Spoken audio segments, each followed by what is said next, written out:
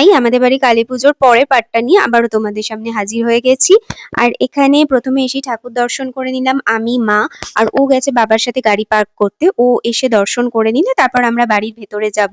আর এদিকে আমার মেয়েকে দেখো, মানে ওর সমবয়সী কাউকে পেলে ও হয়তো ভুলেই যায় ওর মা আর বাড়ির লোক কেউ ওর সাথে আছে। যাই হোক, এটা বাচ্চাদের নিয়ম। তো এখানে ওর দর্শন করা হয়ে গেছে আর বাবার সাথে আমরা যাচ্ছি বাড়ির ভেতরে। এই যে বাড়ির ভেতরে দেখতে পাচ্ছ, বাড়িটা বেশি বড় নয়, দুতলা বাড়ি।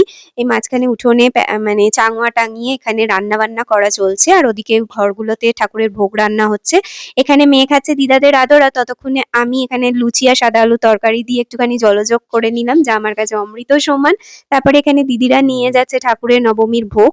এখনো ঠাকুর নবমীর অনেক রিচুয়ালস বাকি আছে, হোম বাকি আছে, ধুনো পোড়ানো বাকি আছে।